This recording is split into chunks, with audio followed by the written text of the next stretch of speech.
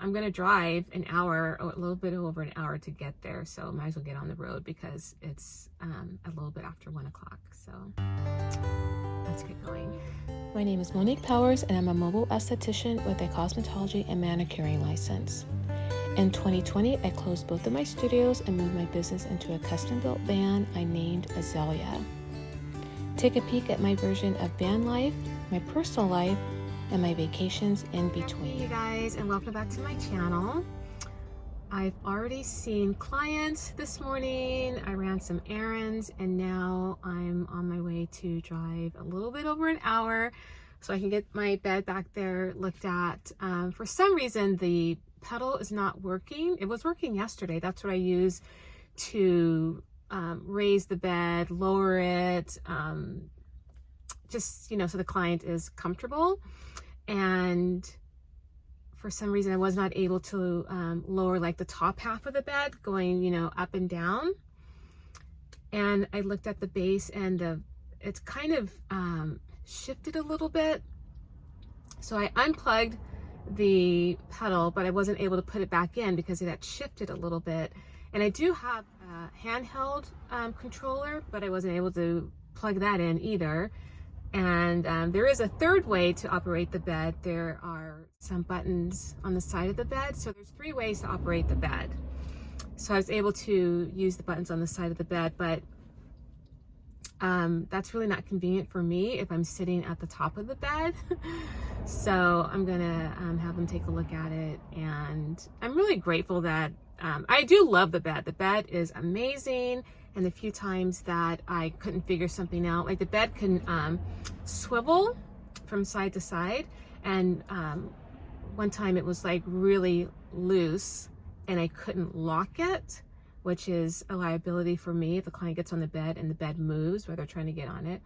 So I was able to take it back to the warehouse, and they've just been great, and they showed me how to do it. It was really easy. So anyway, I say that to say I'm grateful that it's in the van, because the few times that I've had some issues with the bed, excuse me, I think it probably would have been a service call. I don't even know if they do service calls. They would probably have to do a Zoom call or something like that. And it's just so much better when you can go in person and do it. So I'm going to do that, have them take a look at the bed. And then I also want to buy another chair for me to sit on back there.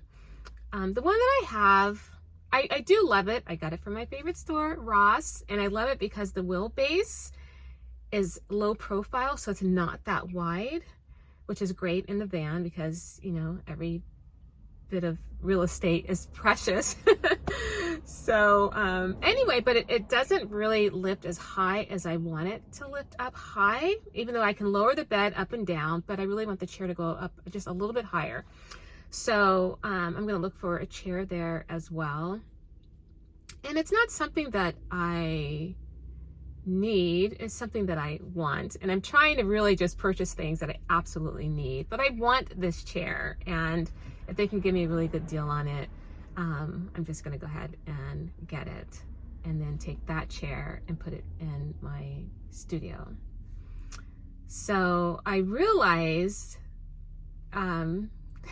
speaking about wants and needs, I'm really disciplined in my personal life with regard to how I spend my money, and I rarely buy anything like during the week, honestly. Even on the weekends, I rarely buy anything. But for my business, it's like whatever Azalea wants, she gets. For those of you that don't know, my band's name is Azalea. And if I just think of something that I just want in here, I just go ahead and purchase it. And then it's like, man, look at all the money I spent. I can't, I have not put myself on a budget with regard to my business expenses. It's like, if there's something that I need or I want, I just go ahead and get it. So I'm trying to be really good about just every single month, especially on Amazon. I get a lot of stuff on Amazon, and I'll just put stuff in my cart and I'll just, pay for it. So now I'll put it in my cart, and then I'll hit the save for later button. So now I'm not spending thousands of dollars, and it is thousands of dollars a month on stuff that I could just totally accessorize Azalea with, you know? So anyway, so I'm just putting myself on a budget, and that chair is part of the budget. So I'm just gonna get this chair and be really mindful of how I'm spending my money with regard to my business as well, and so I don't go overboard. And you guys, I'm sure those of you that have children, you can totally relate, especially when it comes to girls, even boys. Oh my gosh, she would totally look cute in A, B, or C outfit, right? So that's how I feel about Azalea.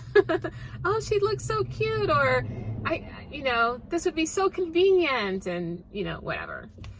So anyway, I'm trying to curb my spending. And anyway, yeah, I'm gonna drive an hour, or a little bit over an hour to get there, so I might as well get on the road because it's a little bit after 1 o'clock. Then once we've got the bed fixed, I purchased the chair, I'll come back here because I want to share with you guys a book that I've been reading. Okay, so that's how I'm going to end the video. I'm going to talk about this book that I'm reading. Okay, so let's get on the road.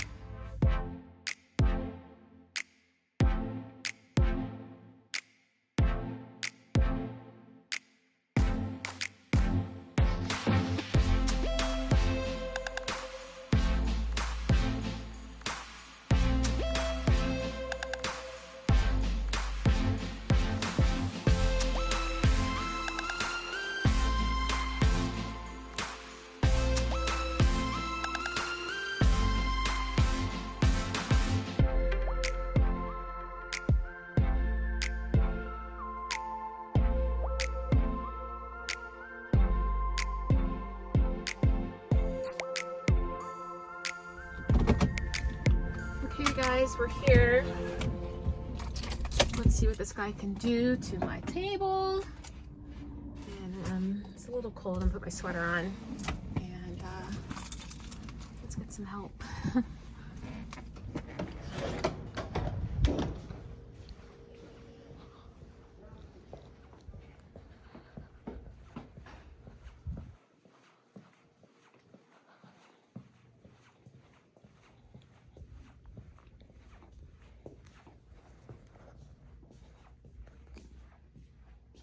Okay, so let's look at the chairs here.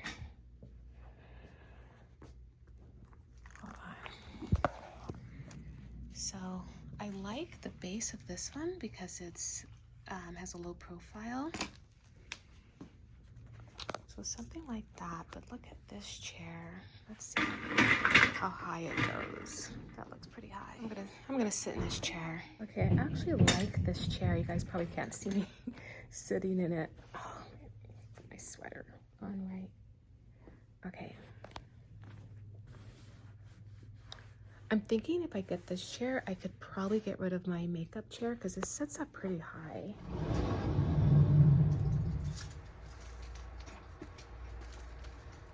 Okay guys, here's my brand new chair. I got this one because it has a wide seat area, but also because it sits up high. Where is it? Okay, hold on for a second. Bye. Bye-bye. Okay, you guys. Okay, before we take off, let me, I just want to see really quickly how tall this chair is. I don't know if you guys will be able to see this on camera. Let's see. Oh, you know what? I know my makeup chair is taller than this. But let's see. Let's see.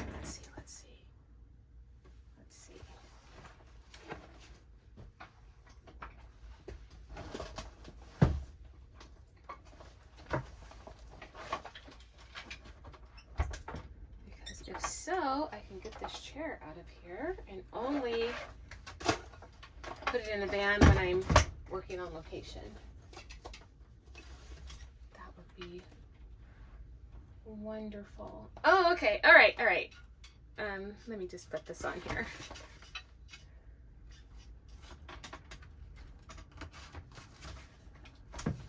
I'm gonna try it out. It's a little, I'll have you guys take a look at it.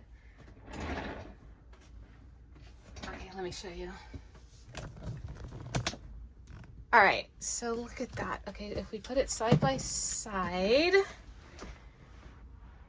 we're only talking about maybe a 2-inch difference, which maybe it won't be so bad. Look at you guys, it's all fixed.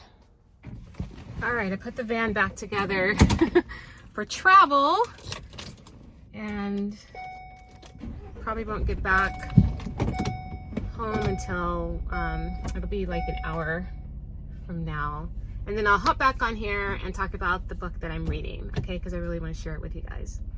All right, so I'll hop back on here when I am home, okay?